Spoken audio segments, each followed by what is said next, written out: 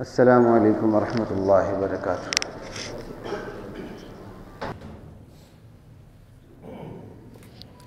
ان الحمد للہ نحمدہ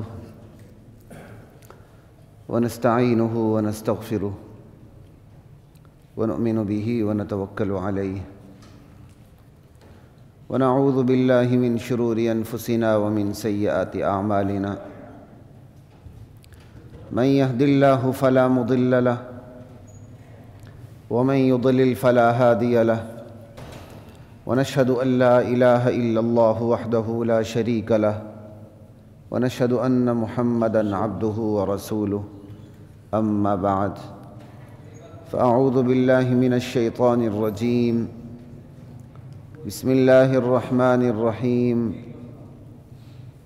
وما خلقت الجن والإنس إلا ليعبدون ما أريد منهم من رزق وما أريد أن يطعمون إن الله هو الرزاق ذو القوة المتين۔ حضرات محترم، گزشتہ جمعے سے اسلام کے تصور معیشت پہ بات ہو رہی ہے۔ کوشش میری یہی ہے کہ عام ٹرینڈ سے ہٹ کے اسلامی معیشت کے حوالے سے جو بنیادی باتیں ہیں جن پر کم و بیش ہر فرد اپنے مقام پہ عمل کر سکتا ہے، اس کو ڈسکس کیا جائے، اس کی ترغیب دی جائے، اس پر ابھارا جائے، اور آج کی جو بدترین حالات فرد اور ملک پہ طاری ہیں وہ کن اعمال کے نتائج ہیں، اس پر بھی تھوڑی سی روشنی ساتھ ساتھ پڑتی رہے۔ گزشتہ جمعہ میں نے آپ سے بات کی تھی کہ اللہ نے جو مخلوقات کی تخلیق فرمائی ہے، ہر مخلوق کی تخلیق کا مقصد رکھا۔ بغیر مقصد کے کسی مخلوق کو اللہ تعالیٰ نے پیدا نہیں فرمایا، اور مقصد تخلیق کی بنیاد پر ہی اللہ نے ایک مخلوق کو دوسرے مخلوق پر برتری عطا فرمائی ہے۔ چونکہ انسان کی تخلیق کا مقصد سب سے اعلیٰ ہے، اس لیے انسان کو اللہ نے تمام مخلوقات پر برتری عطا فرمائی، مقصد کی بنیاد پر۔ اسی طرح مقصد تخلیق کی بنیاد پر اللہ مخلوق کے لیے وسائل کا انتخاب فرماتے ہیں کہ اس نے جینا کیسے ہے، اور اس کی جو تخلیق کے مقاصد ہیں اس کے لیے کس قسم کے، کس نوعیت کے وسائل درکار ہیں۔ چونکہ انسان کی تخلیق کا مقصد سب سے اعلیٰ ہے، لہٰذا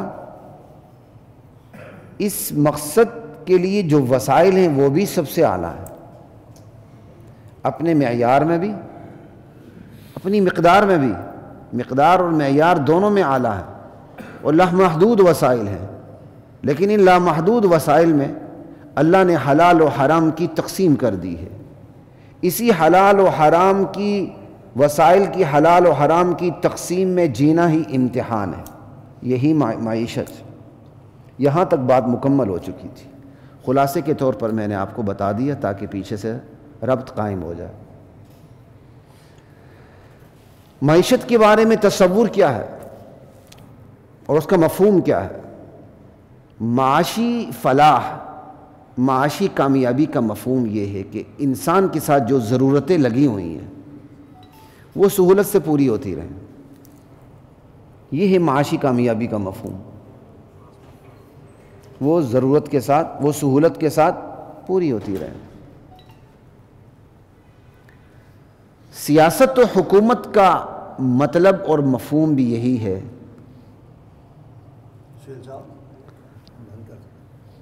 میری توجہ خراب ہو رہی ہے، یا آپ اس کو سائلنٹ کر کے کھیل لیں۔ اچھا، سیاست اور حکومت کا مطلب بھی یہی ہے کہ یہ ضرورتیں انصاف کے ساتھ پوری ہوتی رہیں۔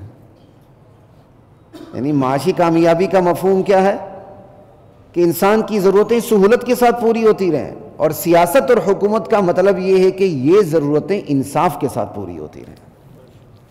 ٹھیک؟ تو سیاست، حکومت، معیشت، ان کا تعلق زندگی اور اس کے وسائل سے ہوا، مقاصد سے نہیں۔ ٹھیک ہے، سمجھانے کی بات یہ ہے، سیاست ہو، حکومت ہو، معیشت ہو، اس کا تعلق زندگی اور اس کے وسائل سے ہے، مقاصد سے نہیں۔ اب اگر انسان کا کوئی اعلیٰ ترین مقصد نہ ہو جینے کا تو نتیجہ کیا نکلے گا؟ اگر انسان کے جینے کا کوئی اعلیٰ ترین مقصد نہ ہو سوائے اس کے کہ اسے معاشی استحکام حاصل ہو اور معاشرتی سکون امن حاصل ہو، تو نتیجہ کیا نکلے گا کہ انسان سکون کے ساتھ پرامن طریقے سے کھا پی کے مر جائے۔ یہی مطلب ہوا کہ انسان معاشی استحکام اور معاشرتی سکون، کہ سکون کے ساتھ کھائے پیے مزے لے، میرا جسم میری مرضی پہ عمل کرے جیسے نیچر ہے، خبیث آرام سے مر جائے۔ تو نتیجہ کیا نکلا؟ زندگی کا مقصد سکون کے ساتھ کھانا پینا اور ٹر جانا، مر جانا۔ جبکہ اسلام کی نگاہ میں یہ زندگی تو مقصود ہی نہیں ہے، یہ تو منزل مقصود کی گزرگاہ ہے۔ عالم ارواح اور عالم برزخ کے درمیان یہ گزرگاہ ہے، اور عالم برزخ بھی ایک قسم کی گزرگاہ ہی ہے، اگرچہ وہاں سے نتیجہ شروع ہو جاتا ہے۔ منزل مقصود تو آگے جا کے جنت ہے، یہ تو گزرگاہ ہے، اور یہ جو زندگی ہے گزرگاہ والی، یہ تو منزل مقصود ہی نہیں۔ تو اسلام کی نگاہ میں جب یہ زندگی مقصود ہی نہیں ہے تو کھانا پی کے کھا پی کے مر جانا سکون کے ساتھ، یہ مقصد کیسے ہو سکتا؟ اسلام گزرگاہ کے ساتھ منزل مقصود کا سلوک کیسے کر سکتا؟ آپ جا رہے ہیں کراچی، 8 گھنٹے کے لیے ٹرین رکتی ہے، تو آپ ایک ہوٹل میں بیٹھ جاتے ہیں چائے پینے کے لیے، اس کی آرائی شروع کر دیتے ہیں، اس گزرگاہ کے ساتھ منزل مقصود کا سلوک کرتے ہیں؟ نہیں، ہر آن چاہے آپ واش روم میں ہوں چاہے جائے نماز پڑھو، آپ کو فکر ہوتی ہے میں گزرگاہ میں ہوں، میری منزل مقصود آگے ہے۔ تو گزرگاہ کے ساتھ منزل مقصود کا معاملہ ہو ہی نہیں سکتا۔ یہی وہ دو رہا ہے جہاں اسلامی معیشت اور سیاست غیر اسلامی معیشت سیاست سب سے پھٹ کر جدا ہو جاتی ہے۔ اللہ اکبر کبیرہ والحمد للہ کثیرہ۔ خالص لا دینیت کا، خالص سیکولرزم کا، خالص بے دینی کا نتیجہ کیا ہے؟ کہ انسان صرف پیٹ کا نام ہے، انسان صرف معیار زندگی کا نام ہے۔ خالص مادی سوچ کا نتیجہ سوائے اس کے کچھ بھی نہیں کہ انسان صرف معیار زندگی بلند کرنے کا نام ہے، انسان صرف پیٹ کی پوجا کا نام ہے۔ یہی وجہ ہے تمام سیاسی دعوے، تمام سیاسی نعرے پیٹ کے گرد گھومتے ہیں اور معیار زندگی بلند کرنے کے گرد گھومتے ہیں۔ مجھے ایک سیاسی جماعت بتائیں جو اس سے باہر ہو۔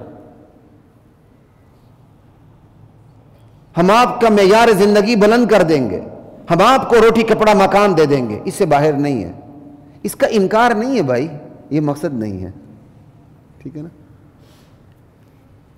پھر مغرب کی جو حاکمانہ گرفت ہم پر قائم ہوئی، جو ان کا غلبہ ہوا انقلاب فرانس کے بعد، جو یورپ میں ایک انقلاب آیا، ایک کیپٹلزم کی ہوا چلی، اس میں عیسائیت رون دی گئی، کیونکہ عیسائیت تھی ہی نقلی تحریف شدہ، اس نے روندا جانا تھا، انہوں نے عیسائیت کی طرح اسلام پر بھی حملہ کر دیا اور وہ رونتے ہوئے چلے آئے، ٹھیک ہے۔ تو مغرب کی جو ایک حاکمانہ گرفت قائم ہو گئی، اس کا نتیجہ بھی کیا نکلا؟ پیٹ ہی پیٹ، معیار زندگی، معیار زندگی۔ پھر لوگوں نے اسلام کی بھی یہی تعبیر شروع کر دی، اسلام اونچ نیچ مٹانے آیا ہے، معاشی مساوات۔ یہ سب سے بڑی نری حماقت ہے دنیا میں کہ کوئی اسلام کے بارے میں یہ الزام درے کہ اسلام معاشی مساوات قائم کرنے آیا۔ اس سے بڑا کھوتا پن اور اس سے بڑی حماقت دنیا میں ہو نہیں سکتی۔ اگر معاشی مساوات قائم کرنے آیا تھا تو نبی نے پیٹ پر پتھر کیوں باندھے؟ صحابہ نے پیٹ پر پتھر کیوں باندھے؟ چیتھڑے ہوتے تھے بیچاروں کے پاس۔ اللہ نے پیشکش کی، میرے رسول احد پہاڑ کو سونا بنا دیتا ہوں، تو کس قسم کی معاشی مساوات قائم ہوتی، بلکہ ہمیں برتری حاصل ہو جاتی۔ احد پہاڑ سونا بنتا، دیتے جاتے، اپنی معاشی برتری قائم کرتے۔ تو لوگوں نے اسلام کی بھی یہی تعبیر شروع کر دی، اسلام معیار زندگی بلند کرنے آیا ہے، اسلام معاشی اونچ نیچ مٹانے آیا. خدا کی قسم اسلام نہ معیار زندگی بلند کرنے آیا دنیاوی حوالے سے، نہ اسلام اس معاشی اونچ نیچ کو مٹانے آیا ہے. اسلام اس اونچ نیچ، معاشی اونچ نیچ کو برقرار رکھ کے، ہاں اسلام معاشرتی اونچ نیچ نہیں رکھتا، لیکن فرق مراتب کا خیال وہاں بھی رکھتا ہے. معاشی اونچ نیچ کو برقرار رکھتے ہوئے فرد کو اس کے مقام پہ رکھتا ہے. خوشحال ہے تو خوشحالی کے مقام پر، بدحال ہے تو بدحالی کے مقام پہ رکھ کے اس کا امتحان لیتا ہے کہ تو اس خوشحالی کے مقام پہ شکر کرتا ہے کہ نہیں، اور تو بدحالی کے مقام پہ صبر کرتا ہے یا نہیں. کلاس لیس سوسائٹی اسلام میں اس کا کوئی کانسیپٹ نہیں. یہ فطرت کے خلاف جنگ ہے. اسلام نے اسلام تو خود فطرت سلیمہ کو سامنے لانے والا، اس کے وہ خلاف جنگ کیسے کرے؟ کیا آج تک دنیا میں ممکن ہوا معاشی مساوات؟ پاسبل ہی نہیں ہے بھائی. امیر بھی ہوں گے، غریب بھی ہوں گے. غریب کو تنخواہ ملے گی، امیر کا کام ہوگا. یہ دنیا یہی سرکل ہے. سارے امیر ہوئے کام کون کرے گا؟ سارے غریب ہوئے کام کون لے گا؟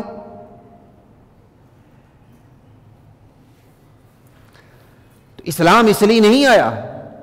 تو خیر بات چل رہی تھی اس پیٹ کے اوپر. خالص مادی سوچ کا نتیجہ پیٹ معیار زندگی، سیاسی نعرے، سیاسی دعوے، پیٹ معیار زندگی. کوئی سیاسی جماعت اس سے باہر نہیں.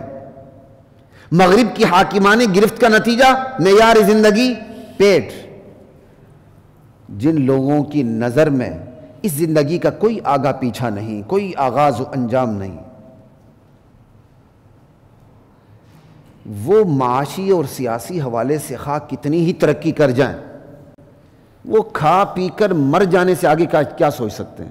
جتنی مرضی ترقی کر جائیں وہ کھا پی کر مر جانے کے علاوہ اور سوچ کیا سکتے ہیں؟ جتنا مرضی دنیا میں وہ معاشی جال بچھا دیں، جتنا مرضی وہ دنیا میں سیاسی جال بچھا دیں، جن لوگوں کی نظر میں زندگی کا کوئی آگے پیچھا نہیں، وہ سکون کے ساتھ کھا کے مر جانے کے علاوہ کیا سوچ سکتے ہیں؟ یہاں فل سٹاپ ہے ان کا. سوال ان لوگوں سے ہے جنہوں نے جانوروں کی سطح سے بلند ہو کے اپنے لیے خلافت کا مقام پسند کر لیا ہے. انی جاعل فی الارض خلیفہ. ہم اللہ کے نائب ہیں، اللہ کے خلیفہ ہیں، اللہ نے ذمہ داری سونپی ہے. سوال ان لوگوں سے ہے جنہوں نے جانوروں کی سطح سے اپنے آپ کو بلند کر کے، کھا پی کر سکون سے مر جانے سے کی سطح سے اپنے آپ کو بلند کر کے اپنے لیے خلافت کی ذمہ داری کو پسند کر لیا ہے، اور وحی اور نبوت کی روشنی میں یہ جان لیا ہے کہ یہ زندگی گزرگاہ ہے، عارضی جگہ ہے، اس سے آگے گزر کے منزل مقصود پہ پہنچنا ہے، اس گزرگاہ میں اس کی تیاری کرنی ہے. سوال ان لوگوں سے ہے انہیں کیا حق پہنچتا ہے کہ وہ اس گزرگاہ کے ساتھ منزل مقصود کا سلوک کریں؟ انہیں کیا حق پہنچتا ہے کہ وہ اس عارضی گزرگاہ میں ہمیشہ کے لیے کھا پی کر زندہ رہنے یا مر جانے یا سکون سے بیٹھنے کا ذہن بنا لیں؟ کن فی الدنیا کأنک غریب او عابر سبیل، صدق رسول اللہ صلی اللہ علیہ وسلم. میرے امتیوں، دنیا میں ایسے رہو جیسے کوئی اجنبی رہتا ہے یا کوئی رہ گزر مسافر رہتا ہے. یہ تو گزرگاہ ہے. بندے مومن کبھی بھی اپنے آپ کو دنیا میں مستقل مقیم سمجھ نہیں سکتا. اس کی ذہنیت مسافرانہ ہوگی کہ میں اس دنیا میں مسافر ہوں. لا الہ الا اللہ واللہ اکبر. محض معاشی برتری، محض سیاسی برتری، کھا پینا آرام سے سکون سے کہ اسے معاشی استحکام میسر ہو، معاشرتی امن ہو، کھا پی کر سکون سے رہنا اور پھر مر جانا، ٹر جانا، یہ بندے مومن کا مقصد زندگی ہو ہی نہیں سکتا. آج پورے سوشل میڈیا پہ موٹیویشنل سپیکر کیا سکھاتے ہیں؟ کمانا کیسے، کھانا کیسے. آپ دیکھیں، یقین کریں انہی کو لائکنگ ملتی ہے اور مولویوں میں سے بھی انہی کو لائکنگ ملتی جو لطیفے سناتے ہیں، پھلجڑیے چھوڑتے ہیں. ذرا برننگ ایشو آگے اس پر 3 منٹ کا کلپ بنا دیا، ہنسا دیا. ایجوکیشن بیسڈ جتنے بھی چینل ہیں وہ پیچھے ہی پیچھے ہیں. ہاں، یا کسی صحابی کو گالی دے دو وائرل ہو جائے گی. انا للہ و انا الیہ راجعون. آپ دیکھ لیں، یہ تو اس قوم کا حال ہے. کوئی لڑکی اپنی اوریاں تصویر لگا دے، وائرل ہو جائے گی، لائکس بھی مل جائیں گے، اس کو فالوورز بھی مل جائیں گے، سبسکرائبر بھی مل جائیں گے، اس کی آمدنی بھی شروع ہو جائے گی.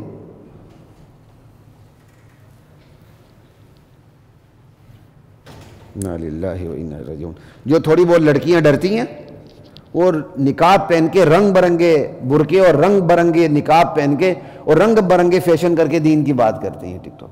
خدا کا خوف کرو یار. دین ابھی تمہارا اتنا محتاج نہیں ہوا کہ تم باہر نکلو، آرام سے اپنے گھر میں بیٹھو. لا الہ الا اللہ واللہ اکبر. فرض کر لیں کہ مسلمانوں کی ایک جماعت ہے جسے معاشی استحکام بھی حاصل ہے، سیاسی برتری بھی حاصل ہے، لیکن اسلام کے دعوے میں وہ زیرو ہے. اسلام کے دعوے میں وہ زیرو ہے. اور دوسری طرف مسلمانوں کی ایک اور جماعت ہے جسے معاشی استحکام بھی حاصل نہیں، مفلس ہے، جسے سیاسی برتری بھی حاصل نہیں، محکوم ہے، لیکن اپنی استطاعت کے مطابق اسلام پر عمل ہے. ایمانداری سے بتائیے ان دونوں جماعتوں میں کون سی جماعت کام کی ہے؟ جسے سیاسی برتری بھی حاصل نہیں، معاشی استحکام بھی حاصل نہیں، محکوم ہے، غلام در غلام در غلام ہے، تتر بترے چیتھڑے پہنے ہوئے ہیں، لیکن استطاعت کے مطابق اسلام پر عمل ہے، ترجیح اسی کو حاصل ہے. یہ کوئی میں انہونی باتیں تو نہیں کر رہا، یہ تو پورے دین کا خلاصہ آپ کے سامنے رکھ رہا ہوں. مکے میں مسلمانوں کی صورتحال کیا تھی؟ سیاسی برتری تھی، محکوم، جو ایمان لاتا اس کے چیتھڑے اڑ جاتے تھے. معاشی برتری تھی، مفلس تھے، اول تو غریب ایمان لایا، کوئی امیر ایمان لایا تو اس کو بھی گرد و پیش کے بائیکاٹ کی وجہ سے غریب ہونا پڑا. مصعب بن عمیر جیسے شہزادے کو کفن پورا نہیں ملا، لیکن وہ جماعت اس کو سند اوپر سے ملی، رضی اللہ عنہم ورضوا. آخر ہماری سوچ کیوں نہیں جاتی؟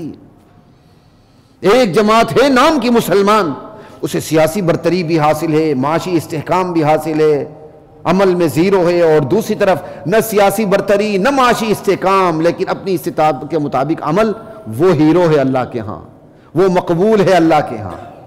لیکن نہ میں سیاسی برتری کی نفی کر رہا ہوں، نہ معاشی استحکام کی نفی کر رہا ہوں. ایمان بھی ہو، عمل صالح بھی ہو، پھر معاشی برتری بھی ہو، سیاسی استحکام بھی ہو، سونے پہ سہاگا ہے، سونے پہ سہاگا ہے. لیکن ایمان اور عمل صالح کے لیے معاشی برتری کی بھی قربانی دے دی جائے گی، سیاسی برتری کی بھی قربانی دے دی جائے گی، لیکن سیاسی برتری کے لیے، معاشی استحکام کے لیے ایمان اور عمل صالح کی قربانی نہیں دی جائے گی. اللہ کے نبی کو کیا کہا گیا تھا؟ کیا چاہیے آپ کو؟ سرداری چاہیے، خوبصورت لڑکی چاہیے شادی کے لیے، کیا چاہیے؟ بادشاہت چاہیے، سب کچھ دے دیتے ہیں.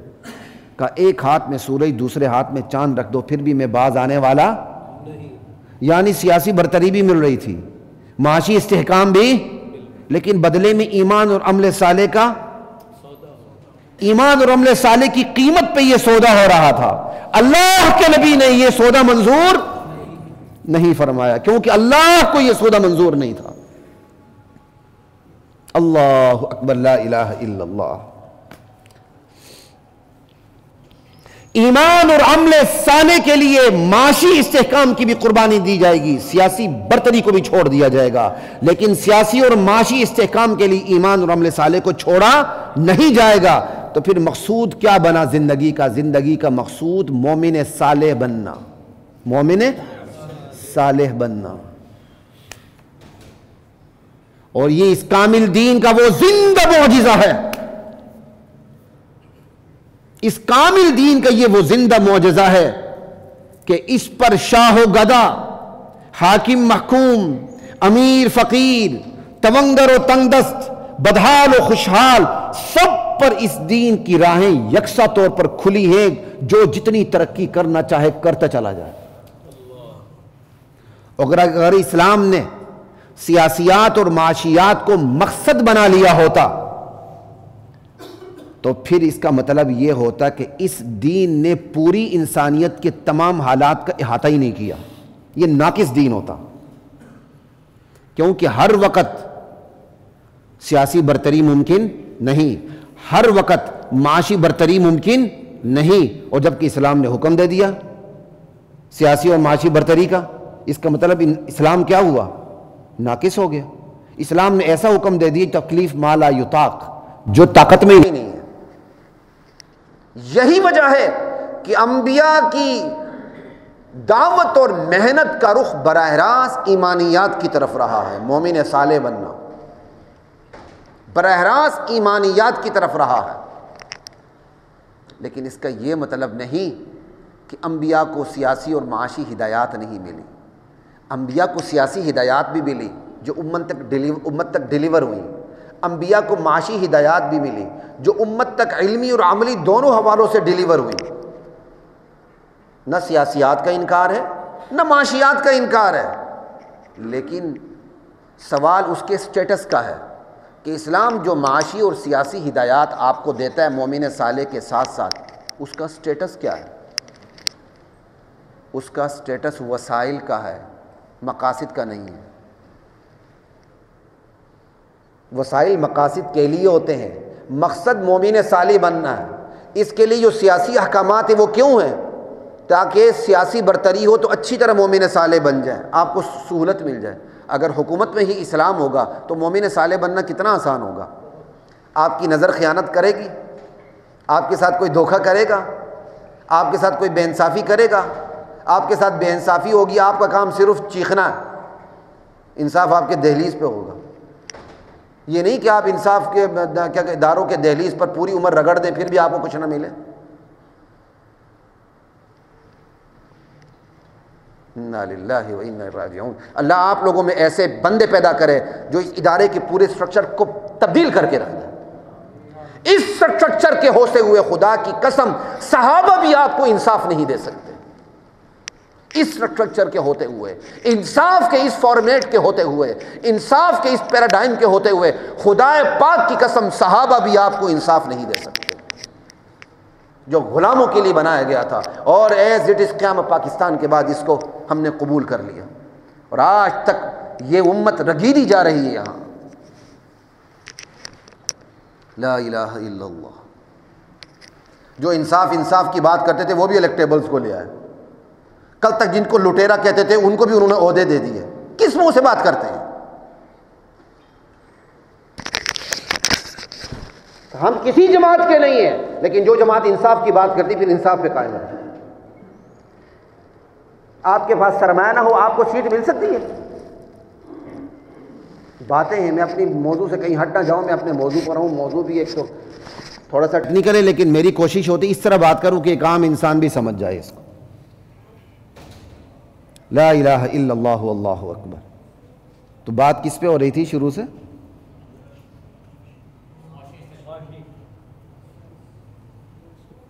جی صحیح، مومن صالح بن۔ تو یہ سیاسی اور معاشی ہدایات جو انبیاء کو ملی یہ وسائل کے درجے میں ملی، مقاصد کے درجے میں نہیں ملی۔ وسائل کس لیے؟ کہ سیاسی ہدایات انبیاء کو اس لیے ملی کہ سیاسی برتری سے ایمانیات مضبوط ہوں، معاشی ہدایات اس لیے ملی کہ معاشی استحکام سے ایمانیات مضبوط ہوں۔ اگر آج ایک متقی بندہ اللہ تعالیٰ نے اس کو اربوں خربوں کا مالک بنا دیا ہے تو اس کی وجہ سے فائدہ کس کو ہوگا؟ امت مسلمہ کو، اس کی بھی تو ضرورت ہے۔ لیکن یہ سب وسائل کے درجے میں ہے۔ پھر میں کہہ رہا ہوں سوال یہ ہے کہ انبیاء کو سیاسی اور معاشی ہدایات بھی ملی، ان کا سٹیٹس کیا ہے؟ ان کا سٹیٹس مومن صالح کے مقابلے میں وسائل کا ہے، مقاصد کا بس میں بار بار زور اس لیے دے رہا ہوں، یہاں دینی سیاسی تحریکیں جا کے چوٹ کھاتی ہیں، گر پڑتی ہیں۔ جب دینی سیاسی تحریکیں چلتی ہیں، انہوں نے اپنے ہجوم کو بڑھانا ہوتا ہے تو وہ عام جمہوری سیاسی جماعتوں کی طرح اپنے ہجوم کو بڑھانے کے لیے اسلام کا سیاسی اور معاشی نعرہ لگا دیتے ہیں۔ ایمانیات ان سے فراموش ہو جاتی ہیں، ایمانیات وہ فراموش کر دیتے ہیں، پھر وہ اسلام کے سیاسی اور معاشی ہدایات کو وسائل کے درجے سے بڑھا کر مقاصد کے درجے پہ لے آتے ہیں،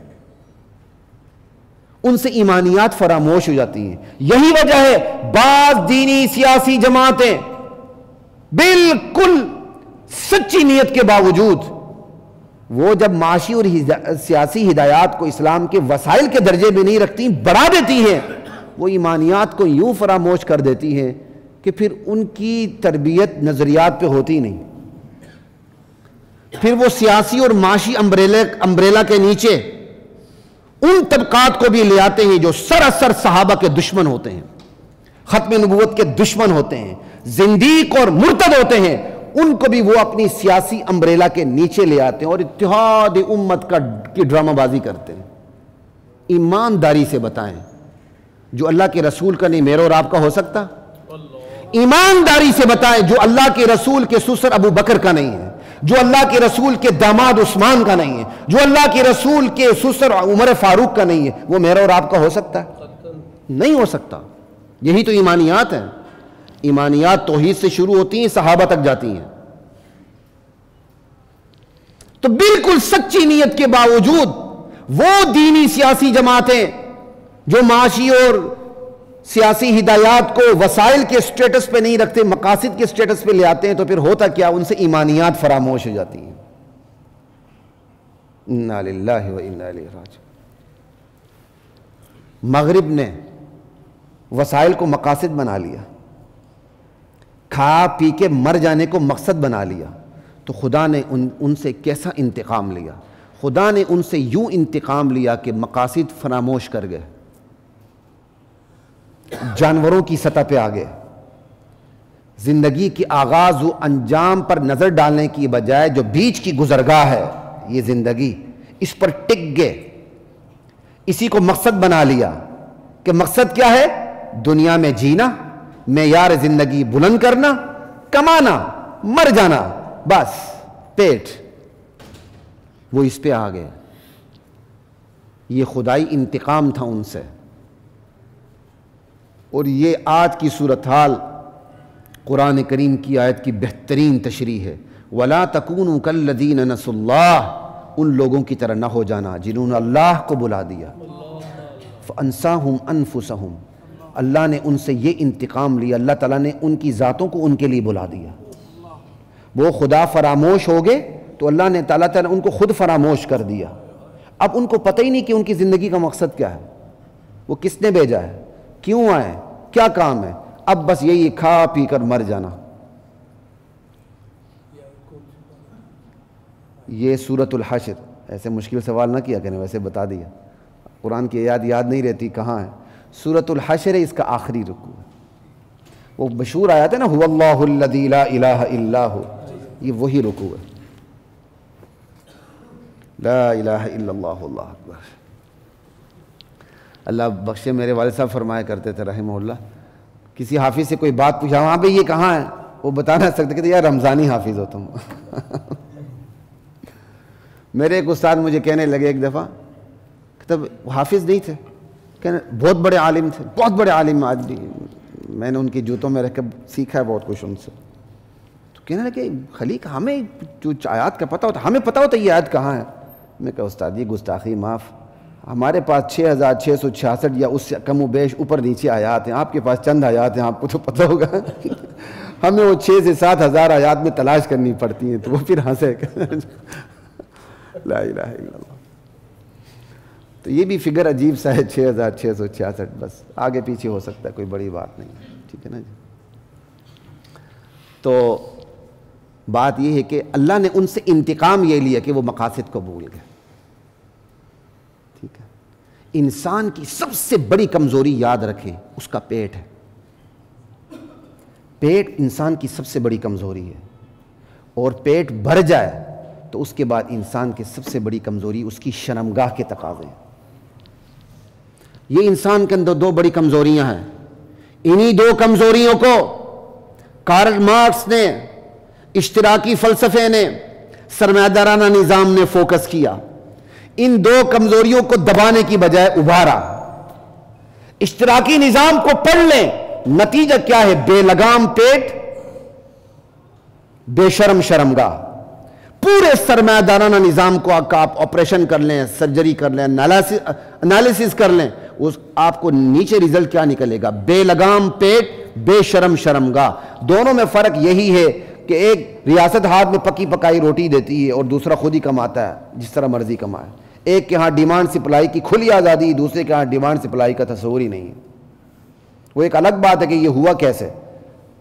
اشتراکیت تو سرمایہ دارانہ نظام کے رد عمل میں آئی ہے، انشاءاللہ اللہ تعالیٰ نے چاہا تو ہم اس سٹیج پر اس پر بھی بات کریں گے۔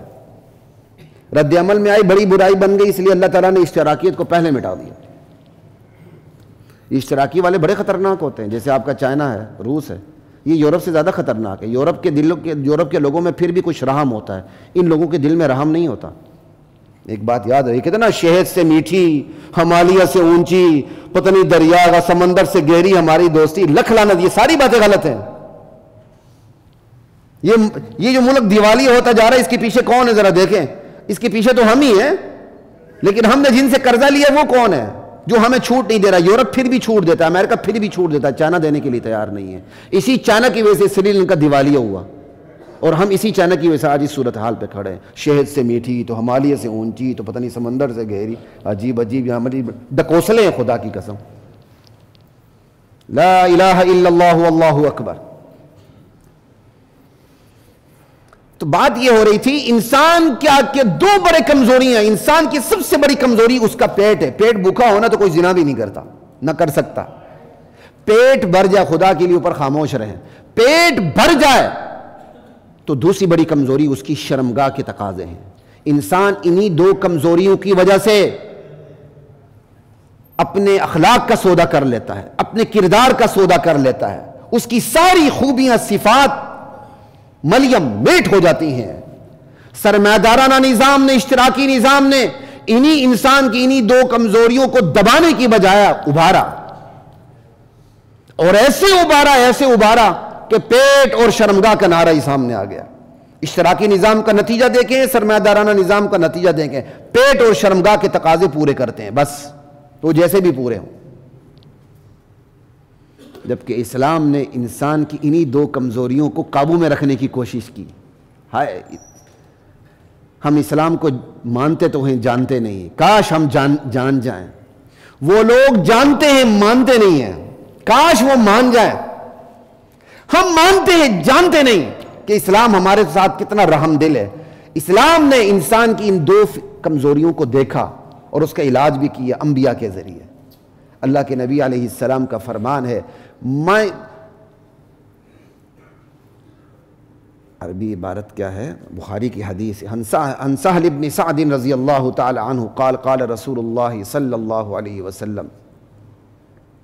حضرت سہل بن سعد رضی اللہ تعالی عنہ راوی کہ نبی کریم صلی اللہ علیہ وسلم نے ارشاد فرمایا کہ جس بندے نے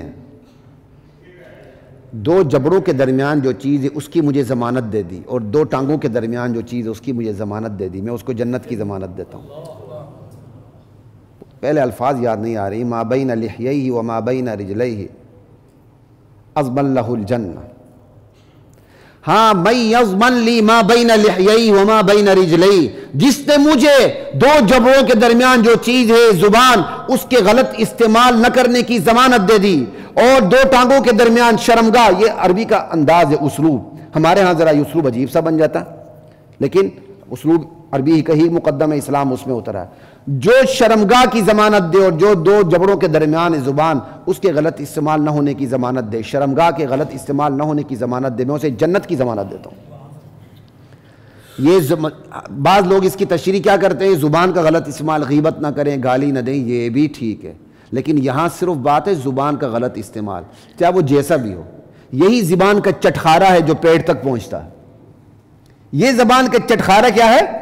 پیٹ تک پہنچتا ہے۔ تو یہاں دو چیزیں آ گئیں، پیٹ اور شرمگاہ. اللہ کے نبی کہتے تم مجھے پیٹ اور شرمگاہ کی ضمانت دے تو میں تمہیں جنت کی ضمانت دیتا ہوں. اب آگے روزہ آ رہا, اللہ مجھے اور آپ کو پانے کی توفیق بھی عطا فرمائے, رکھنے کی توفیق بھی عطا فرمائے. روزہ انہی دو کمزوریوں کو قابو کرنے کا نام ہے. روزہ کیا ہے؟ شرمگاہ کو قابو میں رکھنا ہے, پیٹ کو قابو میں رکھنا ہے, سحری ختم ہونے سے لے کر افطار تک. روزہ اسی کا نام ہے, بس عقل و شرب اور جماع سے. اسلام نے تو روزے سے بھی ان دو کمزوریوں پر قابو پانے کی کوشش کی ہے. اور یاد رکھیے لا الہ الا اللہ واللہ اکبر, اور یہ یاد رکھیے کہ انسان کی فطرت خبیثہ نہیں, انسان کی فطرت سلیمہ کھانے پینے کی اتنی پیاسی نہیں جتنی اللہ کی پیاسی ہے. وہ خبیث بن جائے تو پھر پیاس نہیں رہتی. انسان کی فطرت سلیمہ کھانے پینے کی اتنی بھوکی پیاسی نہیں جتنی وہ اللہ کی پیاسی ہے. یہی وجہ ہے جس کی بھوک کا سامان ہو جائے, جس کی پیاس کا سامان ہو جائے, لیکن وہ اللہ کی جو پیاسی ہے اس کا سامان نہ ہو تو وہ مطمئن غیر مطمئن رہتا ہے, یہاں تک کہ وہ خودکشی کرتا ہے. جاپانیز کو دیکھ لیں, کتنے خوشحال لوگ ہیں جاپان والے, نہ بھوک نہ پیاس, کچھ بھی نہیں ہے, اسٹینڈرڈ ہے. وہ 1 سال بعد گاڑی دے مارتے ہیں چھکڑا کر کے, وہ ہمارے پاس سب سے بہترین گاڑی ہوتی ہے. ان کا معیار زندگی اتنا بلند ہے. لیکن جاپان میں خودکشی کی شرح سب سے زیادہ ہے. کیوں؟ انسان دراصل اللہ کا بھوکا پیاسا ہے, وہ نہیں ملی. سمجھ رہے ہیں؟ اور جس کی بھوک پیاس جو اللہ کی لگی ہوئی ہے اس کا سامان ہو جائے تو یہاں کی بھوک پیاس کو برداشت کر لیتا ہے, صابر و شاکر رہتا ہے. اللہ کی بھوک پیاس کا سامان ہو جائے اور اللہ سے اس کا تعلق بن جائے تو یہاں کی جو پیٹ کی بھوک ہے اور بھوک کی پیاس ہے وہ لگی بھی رہے پھر بھی وہ صابر و شاکر رہتا. خودکشی خس و خاشاک کی جھونپڑی میں بھی اس کو وہ سکون نصیب ہوتا ہے جو بادشاہ کو اپنے محل میں نصیب نہیں ہوتا. لا الہ الا اللہ واللہ اکبر, یہ ہے معیشت, یہ ہے اسلام کا تصور معیشت. دیر سے بعض ساتھی آتے تو مجھے بڑی کوفت ہوتی ہے کہ کتنی مشکل سے باتیں آپ کے سامنے جاگ کے کرتا ہوں, وہ پھر آدھی باتیں وہ سن رہے ہوتے ہیں. وہ یہ نہیں ہوتا کہ سو کے اٹھ کے آ کے وضو کر کے میں یہاں بیٹھ جاؤں. لا الہ الا اللہ.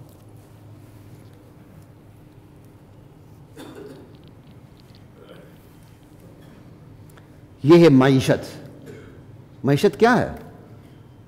انسان کے ساتھ کچھ ضرورتیں لگی ہوئی ہیں. یہ ضرورتیں جن چیزوں سے پوری ہوتی ہیں ان کو دولت کہتے ہیں. اسی دولت کی پیدائش, اسی دولت کا استعمال, اسی دولت کی تقسیم, اسی دولت کا تبادلہ, اسی دولت کو خرچ کرنا, ان کی فنی بحثوں کو علم معیشت کہتے ہیں, علم معاشیات کہتے ہیں. علم معاشیات کے 2 ہی بنیادی اصول ہیں, مسائل ہیں. دولت کا حصول, دولت کا استعمال. اکنامکس والے جانتے ہیں دولت کا حصول اور اس کے بعد دولت کا استعمال.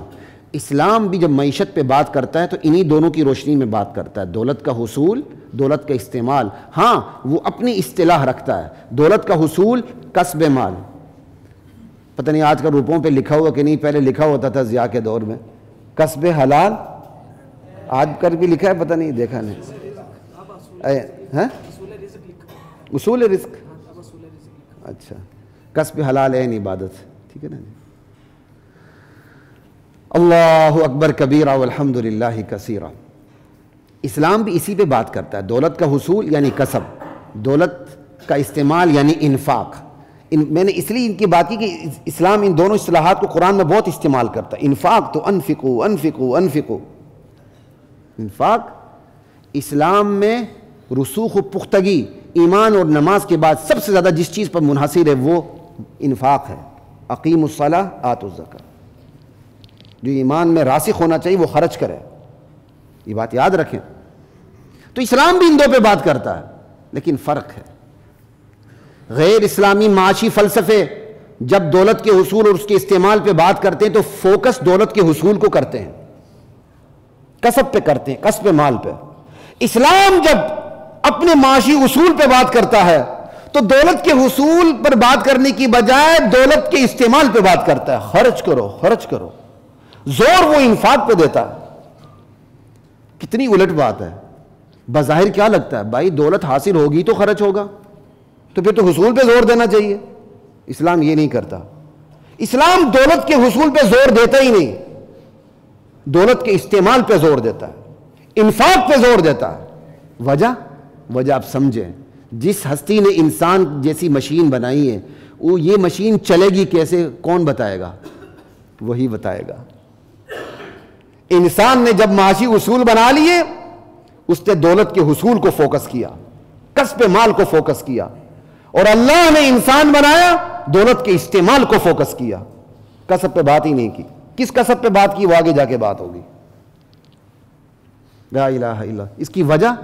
اس کی وجہ یہ ہے, دولت کے حصول کی جو ہوس ہے من جانب اللہ بندے کی نیچر میں رکھ دی گئی ہے, اور وہ ہوس اتنی رکھ دی گئی کہ مزید گنجائش ہی نہیں ہے کہ اس کو کوئی ترغیب دی جائے. یہ میں اپنی طرف سے نہیں کہہ رہا, قرآن کہہ رہا ہے. سورۃ الفجر ہے, وَتُحِبُّونَ الْمَالَ حُبًّا جَمًّا. تم مال سے اتنی محبت کرتے ہو کہ جمع, اتنی محبت کرتے ہو کہ مزید محبت کی گنجائش نہیں ہے. یہ جمع کا مفہوم بتا رہا ہوں آپ کو. تو دولت حاصل کرنے کی ہوس بندے کی نیچر میں اللہ نے رکھ دی ہے, اس کو ابھارنے کی ضرورت ہی نہیں ہے, اس کی ترغیب دینے کی ضرورت نہیں ہے. اور پھر نبی علیہ السلام کی حدیث بھی ہے, لو کان لابن آدم وادیان من المال, اگر ابن آدم کے پاس, آدم کے بیٹے کے پاس 2 وادیاں مال کی ہوں, سونے کی ہوں, چاندی کی ہوں, ہیرے جواہرات کی ہوں, لبتغا ثالثا, وہ تیسرے کے پیچھے پڑ جائے گا. اسے 2 پہ آرام نہیں آئے گا, اس کا پیٹ نہیں بھرے گا. ولا يملأ جوفه الا التراب, اس کے پیٹ کو صرف قبر کی مٹی ہی بھرے گی. اب بتائیں, دولت کے حصول کے لیے کوئی ترغیب دینے کی ضرورت ہے؟ تو جس نے انسان بنایا وہ بہتر سمجھتا ہے کہ یہ مشین کیسے چلے گی. آپ گاڑی بناتے ہیں تو ساتھ ہی چھوٹی سی کاپی دے دیتے ہیں, یہ گاڑی یوں چلے گی. تو اللہ نے جو مشین بنائی اس کو پتہ نہیں کہ یہ گاڑی کیسے چلے گی, کہ میں نے اپنے انسان کو دولت کے حصول پر زور دینا کہ اس کے استعمال پہ میں نے زور دینا. انفاق پہ زور ہے, کسب پہ زور نہیں ہے. لا الہ الا اللہ واللہ اکبر. یہ جو دولت کی ہوس ہے, دولت حاصل کرنے کی جو محبت ہے, جو خواہش ہے, جو ہوس کے درجے تک ہے, یہ بھی انسان کی بہت بڑی کمزوری ہے. اس کمزوری کا علاج اسلام نے حلال کی قید لگا کے دبایا ہے. اس ہوس کو دبایا ہے حلال کی قید لگا کے, کسب حلال. تم نے ہر قسم کا کسب نہیں کرنا, ہر قسم کی دولت حاصل نہیں کرنی, بلکہ کون سی حاصل کرنی ہے؟ حلال. تو یہ جو ہوس ہے اس کو اسلام نے حلال کی قید لگا کے دبایا ہے, ابھارا نہیں ہے. ابھارا کیوں؟ یہ پہلے ہی بائی نیچر اللہ کی طرف سے اتنی رکھ دی گئی ہے, تو اس کو ابھارنے کی ضرورت ہی نہیں ہے, اس کو دبانے کی ضرورت ہے. حلال کی قید لگا کے اللہ نے اس کو دبایا ہے. میں وہ باتیں کر رہا ہوں آپ سے, انشاءاللہ آپ کو یہ عام کتابوں میں نہیں ملیں گی.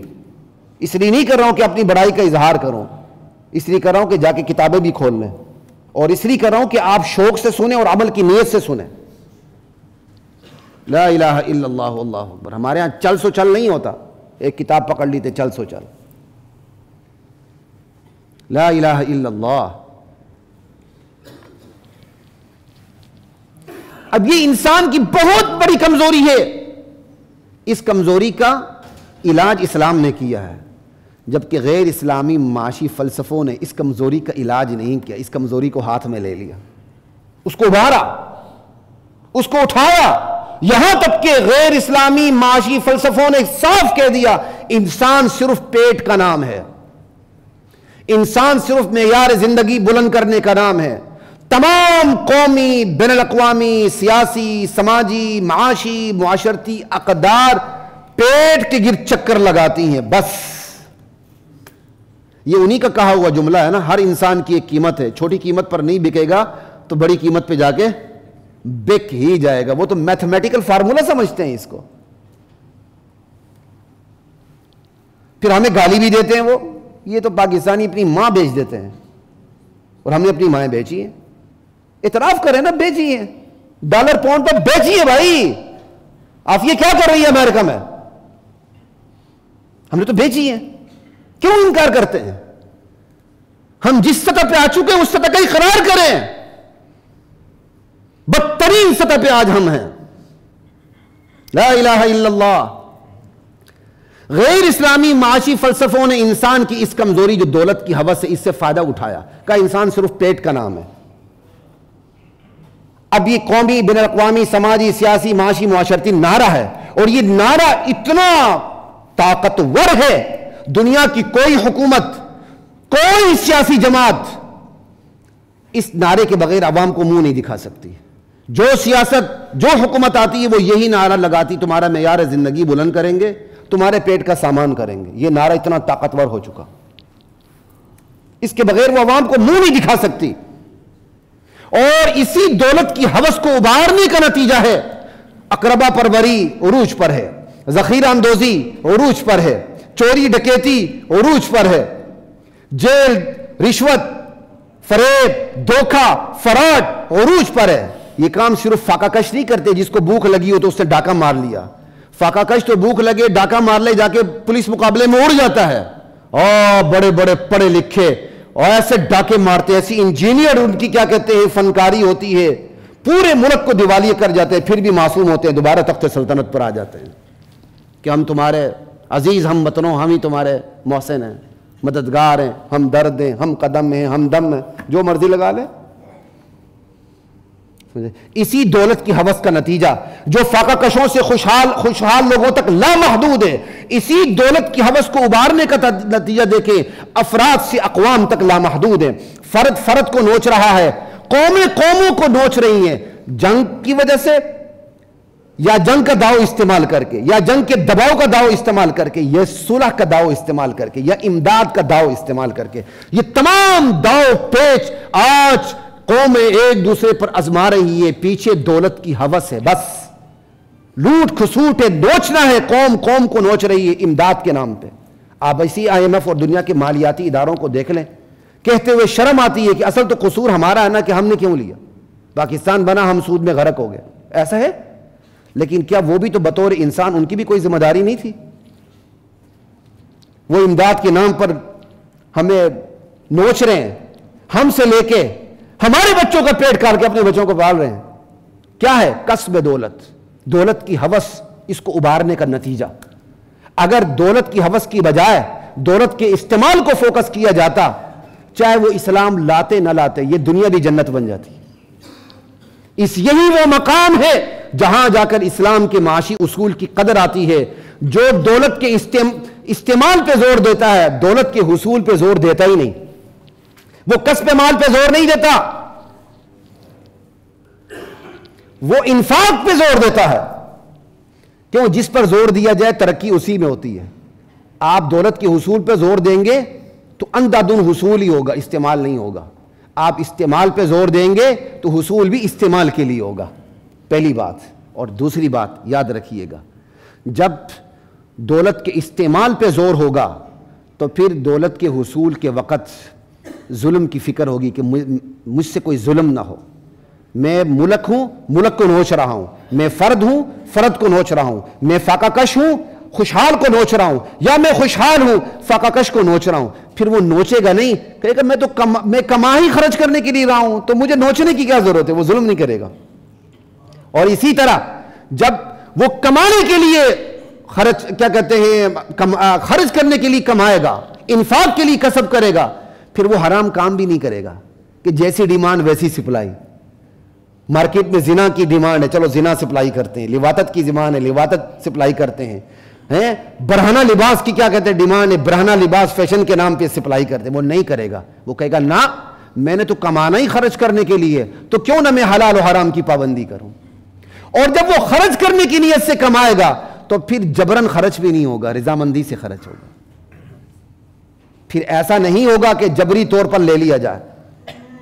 جبکہ جنہوں نے کسب پہ زور دیا کہ دولت کے حصول، انہوں نے دو ہی کام کیے، یا جبرن سارا خرچ کروا دیا یا کھلا رکھا تم خرچ کرو کہ نہ کرو. سرمایہ دارانہ نظام کو دیکھ لیں، وہ کہتے ہیں دولت حاصل کرو، خرچ کرو نہ کرو تمہاری مرضی ہے. چاہے تم اپنی پوری دولت ایک کتے کے نام پہ دے کے چلے جاؤ، تمہاری مرضی. اور جو اشتراکیت والے ہیں انہوں کا خوب کماؤ، لیکن یہ تمہارا نہیں ہے، یہ قومی ملکیت ہے. پھر قومی ملکیت کے نام سے پھر ممالک ڈاکے ڈالتے ہیں. یہ ڈاکے آج بھی ڈل رہے ہیں، یہ ڈاکے تو آج بھی ڈل رہے ہیں. ہمارے ہاں اشتراکیت نہیں، پھر بھی ڈاکے ڈر رہے ہیں. قومی ملکیت پر، انفرادی ملکیت پر قومی قبضے مختلف آرڈر کے حوالے سے، وسائل زندگی پر قبضے، بندے کے وسائل کمانے کی بھی، خرچ کرنے کی بھی، کہ بندہ کمائے بھی، خرچ بھی کرے اور اپنی آخرت بنائے، اس پر پابندیاں لگائی جا رہی ہیں. یہ ساری باتیں آپ کے سامنے کرنے کا مقصد یہ ہے. اسلام کا تصور معیشت بہت جدا ہے. وقت کم ہے، میں اب تیزی سے بات کروں گا. آج میں آیا بھی اسی لیے جلدی تھا، اور آئندہ بھی انشاءاللہ ٹھیک 12:30 پہ ہی بات شروع ہوگی، لیکن میں سمجھ رہا تھا کہ میں بات کو ختم کر سکوں گا. 2 جمعوں کا مواد ہے، ایک ہی جمعے میں ختم کر دوں تو خیر شاید 1 آدھ منٹ اوپر بھی لگ جائے. تو چونکہ بات کی پوچھل نہیں رہنی چاہیے، بات پوری ہونی چاہیے. تو بات اسی پہ، کس پہ ہو رہی تھی جی؟ جب پریشر پڑ جائے تو باتیں بھول جاتی ہیں. کسب پہ بات ہو رہی تھی نا، کہ جب آپ اس کسب کو ہی بنا لیتے ہیں. اسلام کسب مال کی ترغیب ہی نہیں دیتا، دولت حاصل کرنے کی ترغیب ہی نہیں دیتا. تو کیا کرتا ہے اسلام؟ کسب حلال پہ زور دیتا ہے. کسب حلال پہ زور دیتا ہے، کسب حرام کو دباتا ہے. آگے چلیں. اسلام کسب حلال پہ زور بھی انفاق کے لیے دیتا ہے، کہ یہ تم کسب کر رہے ہو نا، حاصل کر رہے ہو، اسے تمہیں خرچ کرنا ہوگا. ہاں، بس اسلام کا حسن یہ ہے، وہ خرچ کرنے پر مجبور نہیں کرتا، اعتدال قائم کرتا ہے. کچھ لیگل اوبلیگیشنز لگا دیتا ہے، یہ خرچ کرنا تم پر فرض ہے، تم نے زکوٰۃ دینی فرض ہے، کچھ واجبات ہیں، کچھ فرض ہیں، تم نے فطرانہ دینا ہے، تم نے عشر دینا ہے، تم نے قربانی کرنی، یہ ساری چیزیں اس کے مختلف سٹیٹس ہیں. باقی سارے مال کو بندے کے ظرف پہ رکھ دیتا ہے کہ تو اپنے ظرف کے مطابق دیکھ لو تم نے کہاں خرچ کرنا ہے، کہاں خرچ. اشتراکیت خرچ ہی نہیں کرنے دیتی، سارا سمیٹ لیتی ہے. کیپٹلزم کہتا تیری مرضی، تو خرچ کرنا کر، چاہے پورے کتے کے نام ہی دے کے چلا جا تو اپنی جائیداد. یہ اسلام کا حسن ہے. وہ کہتا ہے کسب حلال پہ زور. کسب حلال بھی کس کے لیے؟ انفاق کے لیے. اور یاد رکھیے اسلام کہتا ہے کسب حلال بھی بغیر انفاق کے عذاب بن جاتا ہے. آپ حلال کما رہے ہیں لیکن اس پر سانپ بن کے بیٹھتے ہیں، وہ عذاب کی وجہ ہے، وہ جہنم جانے کی وجہ بن جاتی ہے. اللہ کہتے ہیں نا قیامت کے دن ہم کیا کریں گے؟ تم نے یہ مال خزانہ سونا چاندی جمع کی اور اس کو اللہ کے راستے میں خرچ نہیں کیا، فرائض ادا نہیں کیے، حقوق ادا نہیں کیے، اسی سونے چاندی کی آگ میں تم کو تپایا جائے گا. یوم یحما علیہا فی نار جہنم فتقوا بہا جباہہم وجنوبہم وظہورہم. کسب حلال بھی بغیر انفاق کے عذاب بن جاتا ہے. اللہ تعالیٰ نے اس مال کی نیچر یہ رکھی ہے کہ اس کو خرچ کرنا ہوتا ہے. یہ خرچ نہ کرے یہ عذاب بن جاتا ہے. اور اگلی بات، خرچ کرنا کس کے لیے بھائی؟ یہ بھی ایک بہت بڑی مسکنسیپشن ہے. بات یہ میں خرچ اس لیے کرتا ہوں کہ غریبوں کو فائدہ ہو. اچھی بات ہے بھائی، اس کا انکار نہیں ہے، لیکن یار آپ کی نیت اس سے بڑی ہونی چاہیے. اللہ کہتے ہیں یہ خرچ کیوں ہوتے ہیں؟ مسلمان خرچ کیوں کرتا ہے؟ اس کی سب سے پہلی وجہ ابتغاء مرضات اللہ، اللہ کی خوشنودی حاصل ہو. اور دوسری وجہ وَتَثْبِيتًا مِّنْ أَنفُسِهِمْ، خرچ کرنے کی تمہاری عادت پکی ہو جائے. بعض بخیل قسم کے لوگ ہوتے ہیں، خرچ نہیں کرتے، خرچ کر دیتے ہیں تو وہ تنگ ہوتے رہتے ہیں، یار یہ میں نے کیا کر دیا، میں جوش میں آ گیا خرچ کر دیا، اب چلو واپس لے لیتے ہیں. وہ پھر درخواست کرتے ہیں ہماری دولت ہمیں واپس دے دو. تو قرآن کو، اس اللہ کو بندے کی نیچر کا پتہ ہے کہ اللہ کی خوشنودی کے لیے خرچ کرنا ہے، یہ بھی تمہارا فائدہ. ایک، خرچ کیوں کرنا ہے؟ خرچ کرنے کی عادت پکی ہو جائے، تمہارے اندر سے بخیلی نکل جائے اور تمہارے نفس کی اصلاح ہو جائے. تو خرچ کرنے کے فائدے کس کو مل رہے ہیں؟ خود خرچ کرنے والے کو. دو، اور تیسرا فائدہ، خرچ کیوں کیا جا رہا ہے؟ تمہیں اس کا اجر ملے. چوتھا فائدہ، خرچ کس کو مل رہا ہے؟ ہاں تم جس کو دے رہے ہو چلو اس کو بھی فائدہ ہو جائے گا. اس لیے قرآن کہتا ہے وَمَا تُنْفِقُوا مِنْ خَيْرٍ فَلِأَنفُسِكُمْ، یہ جو تم خرچ کر رہے ہو نا اپنے لیے کر رہے ہو. اس کا سب سے پہلے فائدہ جس پر خرچ ہو رہا ہے اس کو نہیں ہو رہا، جو خرچ کر رہا ہے اسے ہو رہا. یہ کتنا بڑا ڈیفرنس ہے، خدا کی قسم.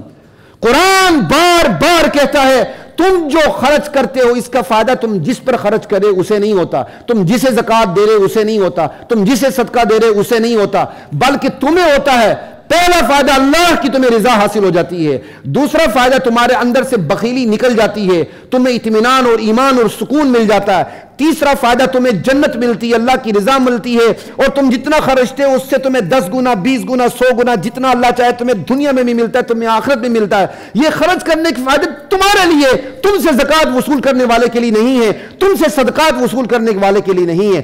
ہاں آخری فائدہ اس کو بھی ملتا ہے جس پہ تم خرچ کرتے ہو۔ یہ ہے اسلام کا انداز معیشت خرچ کرنے کا، انفاق۔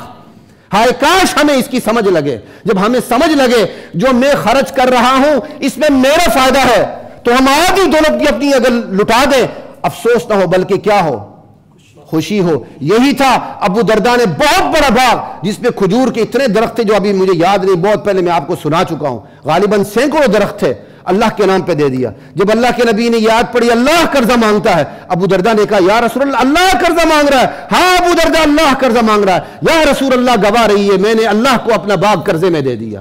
اس باغ میں ان کا گھر بھی تھا، بیوی بچے بھی تھے، سب کچھ تھے۔ اب ابو درداء بھاگتے ہوئے اپنے گھر میں گئے۔ وہ آج کل کی بیویاں تھوڑی تھی کہ مسجد سے لیٹ ہے اس پر بھی حجامت کر دے اپنے میاں کی، سمجھ آئی؟ ابو درداء نے آ کے کہا ام درداء باہر نکلو، کہ کیا ہوا؟ میں اللہ کو یہ باغ قرضے میں دے چکا ہوں۔ وہ اپنے چادر سمیٹتے ہوئے اپنا لباس اپنا سب کچھ ضروریات اٹھاتے ہوئے باہر نکل آئی۔ کہا ابو درداء تم نے نفع کا سودا کیا ہے۔ یہ ایمان کیسے بنتا ہے؟ یہ ایمان اس طرح بنتا ہے جب خرچ کرنے والے کا ایمان ہو کہ میں خرچ کر رہا ہوں، پہلے 3-4 لامحدود فائدے میرے، آخری فائدہ اس کا ہے جس پر میں خرچ کر رہا ہوں۔ ہائے کاش ہمیں سمجھ لگے، ہائے کاش ہمیں سمجھ لگے۔ ہم تو خرچ کرنے والے پر احسان بھرتے ہیں، میں نے جس کو زکوٰۃ دی، میں نے جس کو صدقہ دیا، میں نے جس کو 2 ٹکے دیے، میں سمجھتا ہوں وہ میرا غلام ہو، وہ میری مرضی کا مال، بس اس پر میری مرضی چلے۔ میں مسجد پہ خرچ کرتا ہوں، میں کسی فلاحی ادارے پہ خرچ کرتا ہوں، میرا وہاں مشورہ نہیں مانا جاتا، میں ناراض ہو جاتا ہوں۔ آپ کو ناراضگی کا حق کس نے دیا ہے؟ آپ ناراض ہو جب شرعی اصول سے کی خلاف ورزی ہو رہی ہو، جب شرعی اصول کی خلاف ورزی نہیں ہو رہی ہے آپ ناراض ہو رہے ہیں، تو اس کا مطلب اندر سے بات یہ ہے آپ سمجھتے ہیں چونکہ میں نے مال دیا تو میرا حق ہے بات منوانا۔ یہ تو آپ اپنا مال ضائع کر رہے ہیں۔ آج جو انسان خرچ نہیں کرتا اس کے پیچھے یہی کوتاہیاں ہیں کہ وہ سمجھتا ہی نہیں کہ خرچ کرنے کے تمام فائدے میرے، صرف ایک فائدہ اس کا ہے جس کو میں دے رہا ہوں، باقی سارے فائدے میرے ہیں۔ ایک بات اور آخری بات عرض کر رہا ہوں کہ خرچ نہ کرنے کی کچھ اور بھی نفسیاتی وجوہات ہیں جس سے قرآن نے جا بجا ڈسکس کیا ہے، وہ صرف نام لے دیتا ہوں تاکہ آگے رمضان آ رہا ہے میرے اور آپ کے لیے آسانی ہو، ڈسکشن کبھی اس پہ کریں گے۔ پہلی وجہ یہ کہ بندہ سمجھتے یہ مال میں نے خود کمایا، اس میں کسی اور کا، اللہ اس کو بھی کلہاڑا چلاتے ہیں، یہ مال تو نے نہیں کمایا، میرا دیا ہوا ہے، میں نے دیا ہے، تو نے کماتا، تو ان پڑھ تھا، تیرے پاس نہ ہوتا، تجھ سے بڑے بڑے پڑھے لکھے ہیں، تجھ سے بدحال ہیں۔ سمجھ آئی بات کی؟ یہ میرا مال کمایا ہوا، یہ غلط فہمی بھی اللہ دور کر دیتے ہیں۔ اور دوسری جو درمیان میں رکاوٹ بنتی مال خرچ کرنے کی نہ کرنے کی وجہ بنتی ہے وہ کیا ہے؟ بندہ سمجھتا خرچ کروں گا تو فقیر ہو جاؤں گا۔ اللہ کہتا ہے یہ شیطان تم سے کہہ رہا، فقیر نہیں ہو جاؤ گے، دگنا بڑا چڑھا کے تمہیں واپس دوں گا، یہاں بھی وہاں بھی۔ اور تیسری وجہ خرچ نہ کرنے کی یہ ہوتی ہے بندہ اپنے پیسے کو عیاشیوں میں لٹاتا ہے، خسروں کو ویل دیتا ہے، شادیوں پہ لاکھوں کروڑوں خرچ کر دیتا ہے، 6 دن 4 دن 5 دن حسب استطاعت شادیاں چلتی ہیں۔ سمجھ آئی؟ تو جب ساری فضول خرچیاں وہاں کی تو اللہ کے راستے پہ کیا جائے گا؟ نہیں جائے گا۔ الشیطان یعدکم الفقر ویأمرکم بالفحشاء۔ اور چوتھی خرابی وہ خرچ نہ کرنے کی رکاوٹ کیا بنتی ہے؟ وہ سمجھتا ہے یہ مال میرا سدا میرے پاس رہے گا۔ ہائے ہائے، یہ پتہ نہیں غلط فہمی کہاں سے آ گئی۔ بڑے بڑے قارونوں کی اولاد آج سڑکوں پہ رول رہی ہے، جو اپنے زمانے میں چند سال پہلے تک قارون تھے، قارون کے خزانے رکھتے تھے، آج ان کی نسلیں آپ کو فٹ پاتھ پہ نظر آئیں گی۔ یہ مال سدا نہیں رہتا، یہ سیاسی برتری سدا نہیں رہتی۔ بڑے بڑے بادشاہ چلے گئے، آج ان کی نسلوں کو کوئی جانتا نہیں ہے۔ یہ مال سدا رہے گا اور ہر درد کی دوا بنے گا، حالانکہ ہر ایک کو پتا ہے مال ہر درد کی دوا نہیں ہوتا۔ اسی کو بھی اللہ تعالیٰ نے کھینچا ہے، وَيْلٌ لِكُلِّ هُمَزَةٍ لُمَزَةٍ الَّذِي جَمَعَ مَالًا وَعَدَّدَهُ يَحْسَبُ أَنَّ مَالَهُ أَخْلَدَهُ۔ یہ بندہ بدقسمت سمجھتا کیا ہے؟ مال کماتا ہے، کھپاتا ہے، ایک ایک کر کے گنتا ہے، حساب کرتا ہے، جمع کرتا ہے۔ یہ مال سدا رہے گا، ہر درد کی دوا بنے گا۔ نہ یہ مال سدا رہتا ہے، نہ ہر درد کی دوا بنتا ہے. یہ چیزیں سمجھ آ جائیں خرچ کرنا آسان ہو جاتا ہے. چلتی رہے گی بات انشاءاللہ. وآخر دعوانا الحمدللہ رب العالمین. وَلَقَدْ أَنزَلْنَا